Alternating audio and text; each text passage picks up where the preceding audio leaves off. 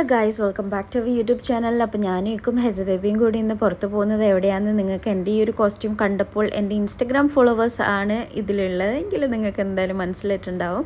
കാരണം ഞാനൊരു ജ്വല്ലറിയിലേക്കാണ് കേട്ടോ പോകുന്നത്, ഗോൾഡ് മാറ്റിയെടുക്കാൻ വേണ്ടിയിട്ട്. എൻ്റെ പാദസരം പൊട്ടിപ്പോയി ഗൈസ്. അപ്പോൾ അത് കുറച്ച് കട്ടിയില്ലാത്ത പാദസരമായത് കൊണ്ട് തന്നെ ഞാൻ തീരുമാനിച്ചിട്ടുണ്ടായിരുന്നു കുറച്ച് കട്ടിയുള്ളത് നോക്കി വാങ്ങിക്കാം ഇത്തവണ എന്ന് പറഞ്ഞിട്ട് ഞാൻ അവിടെ പോയിട്ടുണ്ടായിരുന്നു ഗൈസ്. പിന്നെ അവിടെ കുറച്ച് പുതിയ നല്ല അടിപൊളി യമണ്ടം സാധനങ്ങൾ വന്നിട്ടുണ്ട് ഗൈസ്. ഒരുപാട് നല്ല അടിപൊളി കളക്ഷൻസ് വന്നിട്ടുണ്ട്. അപ്പോൾ സുഹാ ഗോൾഡ് നിന്നാണ് കേട്ടോ ഞാൻ മിക്കവാറും സ്വർണ്ണങ്ങളൊക്കെ പർച്ചേസ് ചെയ്യുന്നത്. കാരണം കളക്ഷൻസ് അതാണ്.